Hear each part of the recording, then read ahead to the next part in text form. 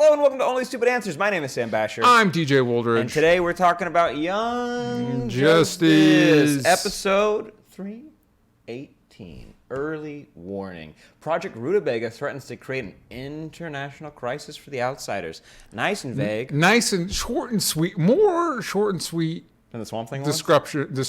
Mm-hmm. The descriptions would be nice, I think. You want to keep it vague for the kids at home. Yeah, you gotta get them to watch. This was a good episode. I'm super on board with all this, except for a part of it. And a massive twist. An episode of Young Justice is pretty gosh dang good. There you go. So in this episode, we've got once again the Outsiders are just tearing up the social medias. Mm-hmm. Everybody's loving them, and there's we get let's see if we can put it up. We get friend of the show, Whitney Moore as Courtney Whitmore, which is super cool. Stargirl, which is always great. By the way, she was a part of the team that did a little mini documentary about the resurgence of Young Justice coming back to DC Universe, which you can watch on DC Universe. Yeah. And it won a Telly Award, and she posted that they won an award. So it's very cool. It says, I think it's like bringing back Young Justice with Whitney Moore. So good on her. Really cool. And also really cool casting for Courtney Whitmore. Yeah. Whitney Moore. Really cool. Yes, they're doing great on social media. Yeah. So they gotta do something big. They gotta do something the Justice League can't. They gotta go break international laws and go into countries where they're not supposed to go. Exactly. But they should, because we have Klarion the bitch boy. Yeah. That's the boy. Yeah. That's the boy. He's got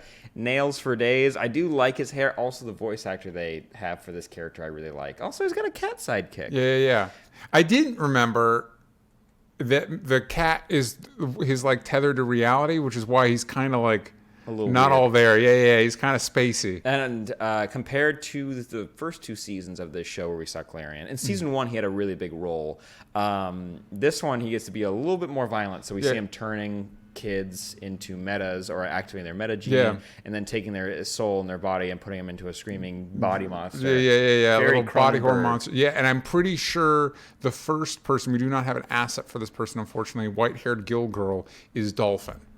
Oh. Yeah. I'm pretty sure that's who that character is. I believe she's an Aquaman character. However, I'm most associated with she was in Animal Man for a minute. There you for go. Like an issue. She's in a current run of at least like Rebirth Aquaman or something like that. She's hanging around. She's around. Because you got Aqua Girl, who did die in this universe. Yes. And we just off screen. Oh, wait. Apparently, actually, it was in the video game that they made in between the seasons. Oh. For Young Justice, which I don't know that many people who played. But I had to ask, I'm like, wait, there is an Aqua Girl 1, and 2, she's dead. I don't know what happened to her. And she, sacrificed her life to save the... Classic. So you got a new girl, Aqua Girl, and she's Dolphin. But she has a cool look to her. She does.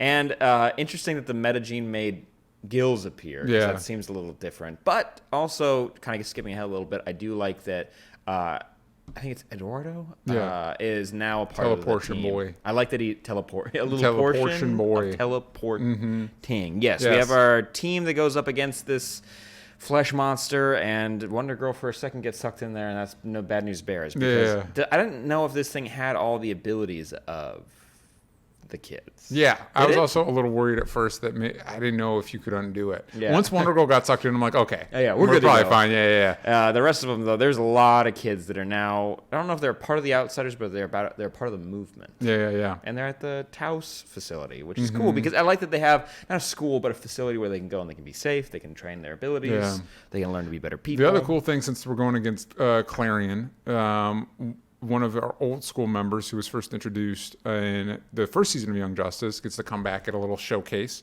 Zatanna, who is a favorite of mine, always. Same. Yeah. It's always cool when she shows up. And she is, of course, cool and awesome and totally kicks butt. Oh, yeah. I really like that we got to see that at least one of the original team got to move on and do more things. And that was a cool... It made the animated series unique compared to other shows that she became a mainstay cast member halfway through the first season and then became an integral to the lives of the rest of the heroes. I just like that it was a new addition, that we also got a really big arc for her when it came to the Dr. Fate helmet. Yeah. And I like that that's still connect. Like in this season, we had her talking with her dad for a little bit. Yeah. I really like her character. I like that she can't really show up, but the Outsiders can, because they don't have to follow those rules. Yeah. Geoforce is getting shot at by comps. Yeah, he sure was getting shot at. A lot of getting shot at, and we're supposed to be okay with that. But again, this is supposed to be the off-books team. Oh, yeah. So this is supposed to be just a bunch of kids getting together, getting shot at. Oh, speaking of shooting things, The bulk of this episode kind of like wraps up quick. And then we get more with Halo, who apparently all that healing isn't working out so great for her. It has to have side effects. Yeah, which is a little bit like My Hero Academia, which we talked about on Awe, which you can watch on Patreon. I think there's a clip on our channel now. Right here. But that kid, Deku, keeps getting healed. And then it turns out, like, actually, the more you do it, it sucks up your soul and you're almost dead, which is basically the same thing that's happening here. You probably took a page out of that book. And that's okay because it's a good book. You can't just keep... Yeah. You can't just keep stabbing Halo in the chest or blowing her head off and having it grow back. You have to have some consequences. Yeah. So with this, she hasn't revealed that she is slightly responsible for the death of Brion's parents. Yeah, I guess that's the only way to phrase it. Is she slightly responsible? Slightly, maybe. Because she was working with the other team. But it wasn't. It's not even really her anymore. No, but she's keeping it a secret now. And that's what's not good. That is not good. Yeah, because he could be upset for a second, but it's also not. That he's not talking to and the she's same also person kind anymore. of acting out because she's hanging out with Harper Row, who I guess they're getting drunk, firing, that's not a good combination of things, if I'm being honest. It tried to paint it as not a good thing, but just to reiterate, it's just in case you didn't know, don't do that. Then they start kissing. Oh, and then I guess they both have boyfriends. So it's like, well, this isn't yucky. Yeah, if you're with somebody else, don't go kissing somebody else. Come on. Hey, this show's being real progressive, but hey, that's still bad news bears. Yeah. That's you're bad news you're bears. in a relationship. That's a lie. That's secrets. That's bad. And I guess we also learned that Harper Row's home life isn't so great. So we're literally 5 seconds away from her joining the team. Yeah, and hey, Bluebird is a character. It is a character. In a nice way, I kind of want to say it's kind of like female Tim Drake being tech-centric and a bat person. Yeah. Bat person. Scott Snyder added a lot of other bat people. And she's got a cool look. Without getting rid of any of the other bat people. They just add to them. Yeah, you need more because each person has to have their teams. And when the team members go up, they get their own teams as well. Support characters. Yeah. It's important. I do like Harper Row's design, by the way. I do too. Yeah. And I like, there was a mention in, it was this episode, last episode. Oh, no, it was this episode where that they still want to go to Happy Harbor High, but there's a 3-hour time difference. Yeah. That's a good bit because they're now on the West Coast and they have teleportation technology. Could Harper Row, because her design was always a little similar to Nightwing, could she become Nightwing's sidekick? That'd be cool. Why isn't Nightwing kind of sidekick? He isn't? I mean, when he was Batman, he had his own Robin for a second. There you go. Yeah. So it's a little bit. But Damien in this world is still an infant. So that's true. Damien is in this world. They do so much on this show. And Jason Todd, who has a cool. That's right. Yeah. They've done that was a lifetime ago. That was this season. We've had a Doom Patrol in a swamp thing since then. I don't remember any of that. No, that was really cool. Yeah. It was like 2 frames. Yeah. It was like, and he said something. Yeah, classic. They don't even know that. Yeah. But yeah, it's just him, like Raish, Talia, Damien, and that one other old guy, the mentor. Oh yeah, Sensei. Yeah. Pretty close. But yeah, I also, that's kind of like a little bit of wish fulfillment, and also you always kind of think about that where it's like, man, if I had a portal and I can go anywhere in the world, I'd live here, but I go here for work, and it's like, yeah, you don't think about time difference. You do not think about time difference. No, because you're like, ooh, I live in Hawaii. You always throw that out there. I'd do that. I'd work in LA because I have to. Can't really get around that. No. Is there a time difference between Hawaii and LA? 5 hours. Whoa! 5-hour flight, 3-hour time difference, I think. It's something like that. Oops. We're not here for the science of the matter. You're not here for that. For us talking about cartoons. So speaking of the cartoons, what did you think of this cartoon? What did you think of the mission? What did you think of what's going on with Halo? Because I feel like those are the two big... The Halo stuff was into my favorite. Yeah. But it wasn't bad either because I like having this twist on Halo's character. I like the ticking clock. I like that you do have to have limits on some of her abilities because she can now do everything. She's an offensive attack. She can make shields. She can teleport when she wants to. She can heal and... Yeah, we also get Jace continuing to act a little bit sketchy. Like, oh yeah, you don't need to tell them. Oh, Tara also has like flashbacks to being trained. That's right, with Deathstroke. Yeah. And that was actually a really sweet moment. I like that where it's like, Tara's messed up in the head. But then she starts to bond with Artemis. And Artemis is a perfect character to bond with because... in the comics, she is the daughter of Sportsmaster, but the way they fleshed it out reminded me a lot of Rose Wilson and Deathstroke, the Sportsmaster Artemis relationship. Okay. And so having her kind of, she doesn't know it yet, but she can relate to Tara on a lot of levels. Man, Sportsmaster is super important in this show. Shockingly. He is cool. Like in the show, in the comics. No. He's walking around with a hockey mask on in not a cool way. Yeah. I do like that they connected on that front. Also, the whole double-crossing a younger team. We did that 2 seasons now on this show, so Tara's storyline isn't the most unique anymore. That doesn't mean it couldn't be gut-wrenching still, but I like the idea of, like, what if this is the time where for Tara's story, we don't have to go down that road for Deathstroke or that relationship, because she was with him for a couple months at most, you know, like not a whole year or anything. Not to say that you're not traumatized during that time, but I don't think that maybe it takes longer to brainwash. I don't know these things. Maybe you guys do. Hopefully let us know in the comments. Yeah, exactly. You should know how that works. But I'd give it a solid.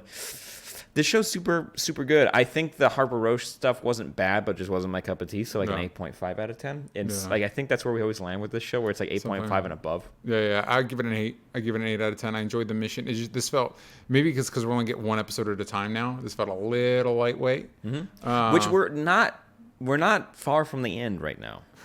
This is episode 18, and I think the order was 26. I can go ahead and double check that in the next week's episode if I remember. But I do like this. I'm interested to see, because it feels like we're in this whole new phase, and considering we are nearing the end, it's like I kind of don't know what the end game looks like for the season. They've gone through a lot. I like that at least by the end of this, we have some sort of new public team, as well as the team that works behind the scenes, because I think that's cool, because they're so much older now. They can be this covert team, but they could also be just the Justice League now, if they want to be. Because at this point, it's like, come on, you guys have been doing this for like 10 years. It feels like you can grow up a little bit. You don't have to be part of this team, but... Well, and especially since they've done a good job with the show, is allowing the characters to grow and progress in age and everything. Agreed. Yeah. I like where Halo's going. I like that Brion's evolved as a character. He still has a hot temper. Ooh, but he uses it to his advantage. I like Forager still being utilized. He still goes to school. He still wants to be a part of that. I like that there's this Outsiders team and characters from season 2 are being used. They're really chugging along through plot. Like we've spoken about the bringing back Young Justice. I feel like the fanfare around that, along with the documentary and how the season's being very well received from critics and fans, I would very much like one more season. I think a lot of shows right now are doing 4 seasons. Stranger Things will end with 4. Good Place will end with 4. Yeah, it's weird because normally you think like 3 or 5, like those are, but 4. That's what I mean. If it works for your story, if it works, it works, and I would not mind a 4th season here. Agreed. Yeah, and also with SDCC coming out, it's happening this week. So make sure you stay tuned on our Twitter feeds. SDCC is premiering this week. Theater near, not theater. Schedule it out for yourselves. But don't worry, there's going to be a lot of announcements, and I know DC Universe has a lot of announcements, and I heard Doom Patrol is going to be saying something as well. I would really like a season 2. Yeah. I would really like it. We all would. But let us know what you think about this episode of Young Justice as a whole, and Swamp Thing. It's not bad. We're just talking about this show instead now. And we're doing a lot more over at youtube.com/mightbeawesome. And we're doing anime we watched over at patreon.com/onlystupidanswers. This week, it would be tomorrow, Wednesday, we're going to be doing a watch along of, I can say it now because we found a place where we can watch it for free, Akira. Yeah, we're going to watch that, and I'm going to be honest with you, I've never seen it all the way through. So if you want some crazy facial reactions, I'm sure I'm going to provide them. I'm going to be screaming. Yeah. And you can watch along with us over at Patreon, and right now there's a special offer, $15 plus. You get to be in the running to be on our show. Ooh. Pretty cool. And you can join our Discord, and that's how we pick who gets to be a part of it. Pretty fun. Hopefully you're interested, you want to join us there, and we'll see you guys next time. Bye-bye.